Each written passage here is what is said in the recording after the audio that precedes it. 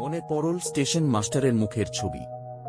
যখন আমি তাকে আমার গন্তব্যস্থলের কথা বলেছিলাম, তখন তার মুখটা ফ্যাকাশে হয়ে গিয়েছিল। তিনি যেন একটু ভীত হয়ে পড়েছিলেন। তাই বারবার অনুরোধ করেছিলেন শেষ ট্রেনটিতেই যেন আমি ফিরে যাই। কিন্তু হরিনারায়ণ যদি সেই মুহূর্তে এসে হাজির না হতো বা একটু দেরি করত, তাহলে আমি কলকাতায় ফিরে যেতাম। হরিনারায়ণের যে সাহস আছে এবং সে বর্তমান ঘটনাবলীর সঙ্গে যে অভ্যস্ত, তার আচার আচরণে বুঝতে পারা যায়। নিরুদ্বেগ চিত্তে সে গাড়ি হাঁকিয়ে চলেছে। যে গাড়ির বাহন দুটি গরু হয়েও যেন গরু নয়, যেন ড্রাগন গরু, সাধারণ গরুর চেয়ে শতগুণ শক্তিশালী। চোখগুলো লাল এবং অস্বাভাবিক রকমের বড়, নিঃশ্বাসে বিচ্ছুরিত হচ্ছে আগুনের ফুলঝুরি। গেটের সামনে গাড়িটা পৌঁছবা মাত্রই কট কট ক্যাঁচ ক্যাঁচ ঘট ঘট শব্দ তুলে গেটটা খুলে গেল। মনে হলো গেটটা বহুদিন যাবৎ খোলা হয়নি, অথবা জরাজীর্ণ গেটটি শেষ অবস্থায় এসে হাজির হয়েছে। অথচ আশ্চর্যের বিষয়, গেটটিকে কে যে খুলে দিল তা দেখতে পেলাম না। নীলাভ আলোটি তখনও জ্বলছিল, কিন্তু সেই আলোয় কোন মানুষকে দেখতে পেলাম না। গেটটি যেন আপনা হতেই খুলে গিয়ে গাড়িটিকে ভিতরে প্রবেশ করতে দিল। গাড়িটি ফটক পেরিয়ে বাড়ির সামনে দাঁড়াতেই আবার কানে এল সেই অবরুদ্ধ কান্নার স্বর, এত তীব্র আর এত তীক্ষ্ণ যে কোন মানুষ অমনভাবে কাঁদতে পারে তবু বিশ্বাস হয় না। আমি কেমন যেন উন্মনা হয়ে পড়লাম। হরি সম্ভবত আমার মনের কথা বুঝতে পেরে একলাফে গাড়ি থেকে নেমে বাড়ির ভিতর ঢুকে গেল। সেই তীক্ষ্ণ তীব্র কান্নার রেশ আমার কানে বাজছে, আর কান্নার সুরের সঙ্গে তাল মিলিয়ে আমার হৃৎপিণ্ডটা ধক ধক করে লাফিয়ে উঠছে। বেশ বুঝতে পারছি, মনে হচ্ছে কেউ যেন আমার বুক থেকে হৃৎপিণ্ডটাকে টেনে ছিঁড়ে নিয়ে যেতে চাইছে। আমি দুহাত দিয়ে কান দুটোকে চেপে ধরলাম, কিন্তু তা সত্ত্বেও কান্নার শব্দকে প্রতিহত করতে পারলাম না। গাড়ির গরু দুটি ছাড়া আর কোনো প্রাণীকে আমি দেখতে পাচ্ছিলাম না। অথচ আমার মনে হচ্ছিল যেন হাজার হাজার চোখ আমার দিকে লোলুপ দৃষ্টি মেলে তাকিয়ে রয়েছে, যাদের আমি দেখতে পাচ্ছি না, কিন্তু তারা আমাকে লক্ষ্য রাখছে। আমার প্রতিটি আচার আচরণ খুঁটিয়ে খুঁটিয়ে দেখছে। আরও একটা ব্যাপার লক্ষ্য করে শিউরে উঠলাম। হরি বাড়ির ভিতর চলে যাওয়ার পরই গরু দুটি মাথা ঘুরিয়ে আমাকে এক দৃষ্টে নজর করছে। তাদের দৃষ্টিতে ফুটে উঠেছে জিহ্বাসার লালসা। লকলকে জিভ বেরিয়ে এসেছে ওদের মুখ থেকে। আগুনের ভাঁটার মতো চোখ দিয়ে ঝরে পড়ছে হিংস্রতা। ওরা যেন আমাকে গিলে ফেলতে চাইছে ওদের দৃষ্টি দিয়ে। বুঝতে পারছি হয়তো যে কোনো মুহূর্তে গরু দুটো লাফ দিয়ে আমার ঘাড়ে পড়তে পারে, কিন্তু ওদের প্রভুকে হয়তো ওরা ভীষণ ভয় করে, সেই জন্যেই ওরা সে সাহস পাচ্ছে না।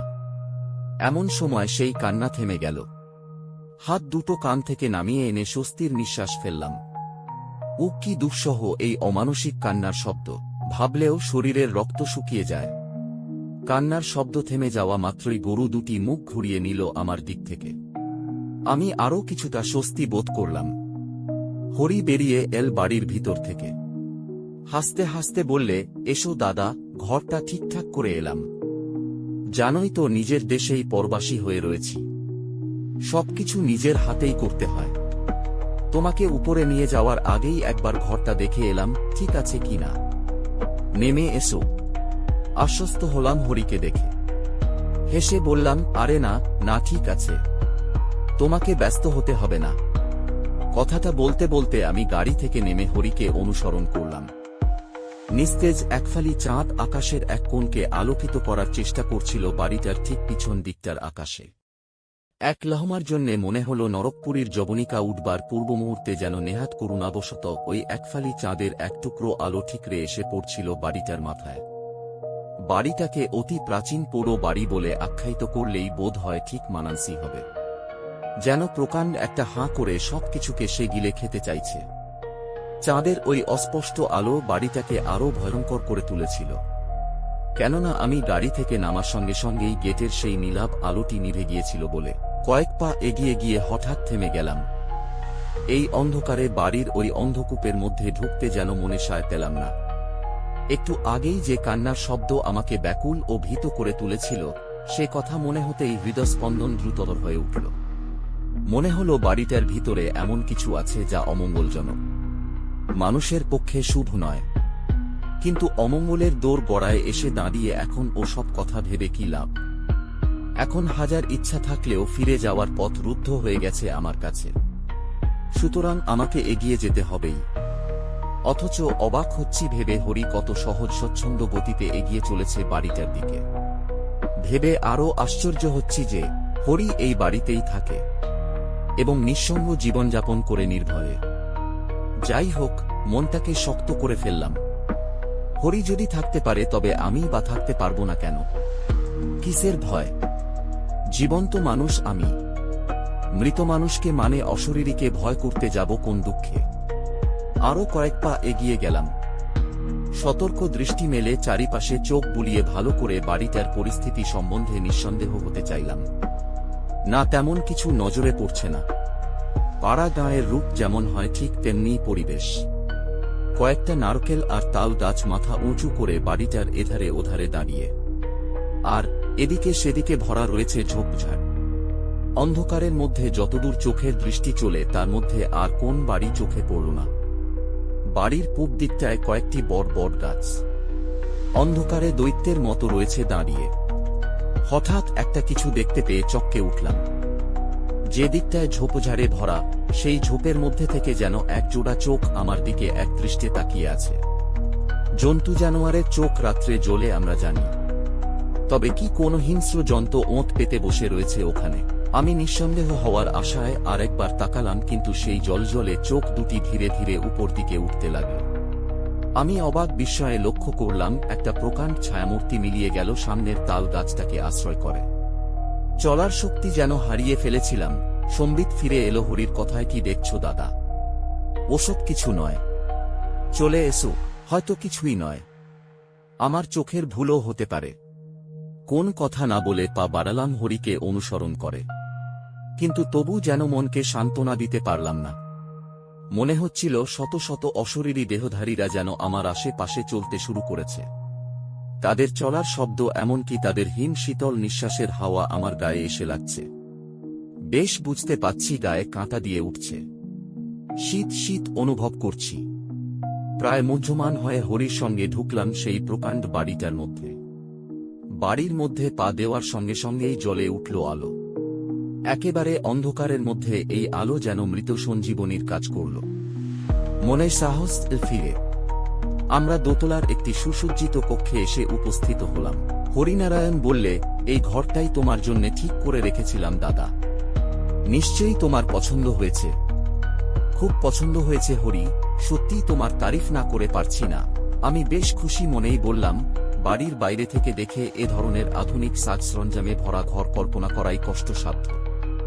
বিনয়ের হাসি হাসল হরি। বললে, শুনে আনন্দ হল দাদা। আপাতত আমি যাচ্ছি।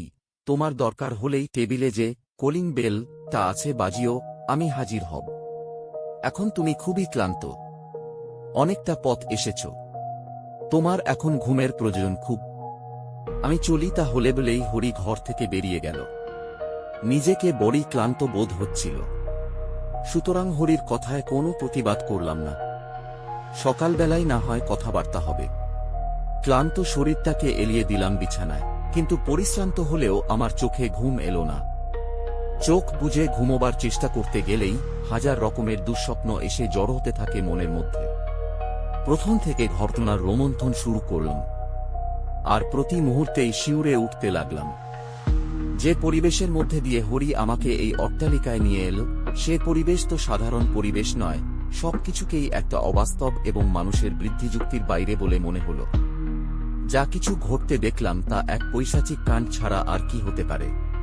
পরমুহূর্তেই ভাবলাম, তবে কি হরিনারায়ণ পিশাচসিদ্ধ? ড্রাগন গরু, অতিকায় রক্তচোষা বাদুড়, ভুতুড়ে কান্না, এসব তবে কি? আর এই পরিবেশ সৃষ্টি হলো কেমন করে? এসবই তাহলে হরির কাজ। কারণ ঘটনাগুলি আমার মনে গভীরভাবে দাগ কাটলেও হরির মধ্যে তার এক বিন্দুও আভাস পাওয়া যায়নি। বিছানা থেকে উঠে পড়লাম। মনের অস্থিরতা বেড়ে চলল। আমি ঘরের মধ্যে পায়চারি শুরু করলাম। হঠাৎ খেয়াল হলো জানালাগুলো সব বন্ধ। আমি এগিয়ে গিয়ে একটা জানালা খুলে দিতেই এক ঝলক ঠান্ডা হাওয়া এসে মুখে আছড়ে পড়ল। বুঝলাম আকাশে মেঘ করেছে, এখনই বৃষ্টি নামবে, তারই আভাস ভেসে আসছে হাওয়ার সঙ্গে। জানালা দিয়ে বাইরে উঁকি মেরে দেখবার চেষ্টা করলাম, কিন্তু কিছুই দৃষ্টিগোচর হল না। গাঢ় অন্ধকারে ভরে আছে চারিদিক। জানালাটা বন্ধ করে ফিরে এসে বিছানায় বসতে যাবে।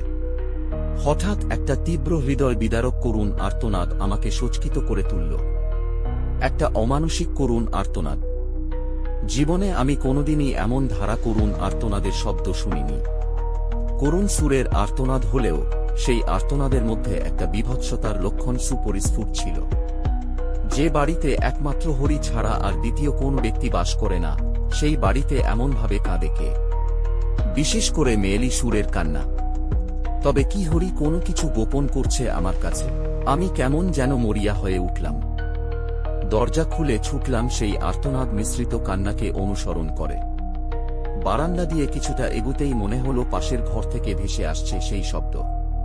কিন্তু আমি দরজার সামনে দাঁড়াবামাত্রই সবকিছু থেমে গেল। নিমেষে বিরাজ করতে লাগলো এক অদ্ভুত নিস্তব্ধতা। চারিদিক ঘিরে যেন একটা থমথমে ভাব অনুভূত হতে লাগল।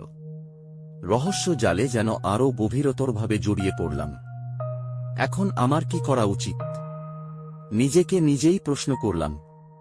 নিজের ঘরে ফিরে যাব অথবা কান্নার উৎসকে খুঁজে দেখব? ভাবতে গিয়ে মনে হল, সকাল থেকে এই গভীর রাত অবধি যখন কোনরূপ বিপদে পড়তে হয়নি, তখন হয়তো কোনরূপ বিপদ আমাকে স্পর্শ করবে না। মনে হওয়া মাত্রই সামনের দরজাটা ঠেলে খুলে ফেললাম। ঘরের ঠিক মধ্যেখানে একটি কাঁচের আধারে শুয়ে আছে একটি সুন্দরী রমণী। কফিনের আকারে তৈরি হলেও আধারটি ঠিক কফিন নয়। স্থির দৃষ্টি মেলে সে চেয়ে রয়েছে আমার দিকে। নিষ্পলক প্রাণহীন চোখ দুটি সতেজ এবং জীবন্ত বলে মনে হতে লাগল। সে দৃষ্টিতে যেন সম্মোহনের মন্ত্র ছিল। আমি এক দৃষ্টে তাকিয়ে রইলাম সেই দিকে। চোখ ফেরানো দুষ্কর হয়ে উঠল আমার কাছে। মেয়েটির সর্বাঙ্গ ব্যান্ডেজ দিয়ে বাঁধা, কেবলমাত্র মুখমণ্ডলটুকু ছাড়া। প্রাচীন মিশরে মমি করে যেমন দেহগুলিকে সংরক্ষিত করা হতো, প্রায় ঠিক সেইভাবেই মেয়েটির দেহটিকে ব্যান্ডেজ দিয়ে ঢেকে রাখা হয়েছে। চোখের মণি থেকে যেন একটা ক্ষুধার্ত শানিত রশ্মি নির্গত হয়ে আমাকে অলক্ষ্যে লেহন করে চলছিল। দেহটুকু বাদ দিয়ে কেবলমাত্র মুখমণ্ডলটিতে দৃষ্টি নিবদ্ধ রাখলে মনে হবে একজন সুন্দরী যুবতী তার শয্যা থেকে নিরীক্ষণ করছে আগন্তুক মানুষটিকে। বেশিক্ষণ সেই দৃষ্টির সামনে থাকা যায় না। শির শির করে ওঠে শরীর। অদম্য মনের জোরে চোখ ফিরিয়ে নিলাম অন্যদিকে। মুহূর্তে মনে হলো আমি যেন এক দুরন্ত অদৃশ্য এক শক্তির বাঁধন ছিঁড়ে নিজেকে মুক্ত করতে পেরেছি। যদি না পারতাম, জানি না তাহলে আমার পরিণতি কি হতো। সে যাই হোক, মেয়েটির মধ্যে বিশেষ করে তার ওই অন্তর্ভেদী দৃষ্টির মধ্যে ভয়ানক এক সম্মোহনী শক্তি ছিল, সে কথা অস্বীকার করতে পারলাম না। কিন্তু এই হরিনারায়ণ তাহলে মেয়েটিকে এখানে রেখেছে কেন? মিশের দেশের মমি হলে না হয় বুঝতে পারতাম যে হরির একটা হবি আছে। এ তো দেখছি আমাদের বাঙালি ঘরের মেয়েদের মতোই চেহারা। আর যদি মমি করে মেয়েটিকে রাখা হয়ে থাকে, তবে তার মুখমণ্ডল, এমনকি তার মাথার চুলগুলি পর্যন্ত খুলে রাখার অর্থ কি হতে পারে? ভীষণ শব্দে একটা বাজ পড়ল। বৃষ্টি পড়তেও শুরু করেছে। ঠান্ডা জোলো হাওয়া এসে লাগছে আমার গায়ে। বজ্রপাতের শব্দে জরাজীর্ণ বাড়িটা কেঁপে কেঁপে উঠল। আমি নিজের কামরায় ফিরে যাওয়ার পূর্ব মুহূর্তে আরেকবার দৃষ্টিপাত করলাম ঘরের ভেতরটায়, আর সেই মুহূর্তে প্রচণ্ডভাবে চমকে উঠলাম। জীবনে এতটা চমক বোধ করি কোনোদিনই আসেনি। আর সেই চমকের সাথে সাথে একটা ভয়াল ছায়, যেন আমার মানসিক চিন্তাধারাকে ওলট পালট করে দিতে চাইল। দুহাত দিয়ে আমার দুটি চোখকে ভালো করে রগড়ে নিয়ে দেখতে চেষ্টা করলাম। আমি কি স্বপ্ন দেখছি অথবা আমার মনের ভ্রম? কোনটা? কিন্তু না, যা দেখছি তা সত্য। একটু আগে মেয়েটির যে চক্ষু দুটির বর্ণনা দিয়েছিলাম, সেই চোখ দুটো আর খোলা নেই। তার পরিবর্তে সেই কাঁচের আধারের মধ্যে শায়িত রয়েছে সেই মেয়েটি। চোখ দুটি তার বোঁজা এবং মেয়েটির মুখে ফুটে আছে মৃদু হাসির ঝলক। যে ঠোঁট দুটি বন্ধ ছিল, তাও যেন ঈষৎ ফাঁক হয়ে পড়েছে। টকটকে লাল দুটি ঠোঁটের ফাঁকে দেখা যাচ্ছে মেয়েটির সারিবদ্ধ সুন্দর দাঁতের বাহার। সাহসেরও একটা সীমা আছে। সে সীমা আমায় বোধ হয় ছাড়িয়ে গেছে। মনে হলো এক ছুটে ফিরে যাই নিজের ঘরে। কিন্তু পা দুটো অচল অন্ধ হয়ে তাদের অবস্থা জানিয়ে দিল। সারা শরীর যেন অবশ হয়ে আসতে লাগল। আমি অপলক দৃষ্টিতে তাকিয়ে রইলাম কাঁচের কফিনটার দিকে।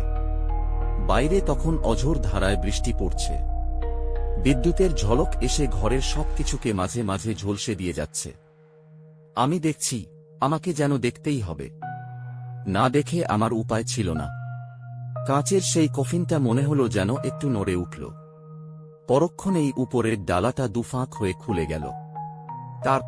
তারপরই সেই শায়িত সুন্দরীর চোখের পাতা দুটো খুলতে লাগল ধীরে ধীরে। তার সেই ভয়ঙ্কর রক্তশীতল করা চাউনি দিয়ে আবার যেন সে আমাকে লেহন করে চলল। সর্বাঙ্গ ব্যান্ডেজ দিয়ে বাঁধা থাকা সত্ত্বেও মেয়েটি উঠে বসল কফিনের মধ্যে। রক্তবর্ণ জিভ বার করে কয়েকবার ঠোঁট দুটোকে ভিজিয়ে নিয়ে কফিনের ডালার উপর হাত দুটো প্রসারিত করে নিজেকে কফিনের বাইরে নিয়ে এলছে। বিস্ময়ে বিমূঢ় অবস্থায় আতঙ্কগ্রস্ত হয়ে আমি তাকিয়ে রয়েছি মেয়েটির দিকে। শত চেষ্টা করেও আমি আমার চোখ দুটোকে অন্যদিকে ঘোরাতে পারলাম না। একটা অদৃশ্য শক্তি যেন আমাকে আষ্টেপৃষ্ঠে বেঁধে রেখেছিল। মেয়েটি এক পা করে এগিয়ে আসছে আমার দিকে। তার চোখ দুটো কিসের আনন্দে চকচক করে উঠছে। মাঝে মাঝে বিদ্যুতের আলো যখন তার চোখের উপর এসে আছড়ে পড়ছে তখন আরো উজ্জ্বল হয়ে উঠল তার বিভৎস চাউনি। যেন আগুনের ফুলকি ঠিকরে বেরুচ্ছে চোখ দুটো থেকে, আর সেই আগুনের হোলকায় আমি যেন দগ্ধ হতে চলেছি। অনেকটা কাছে সে এগিয়ে এসেছে। এতক্ষণ তার ঠোঁট দুটো ছিল বন্ধ। এবার হঠাৎই খুলে গেল তার ঠোঁট।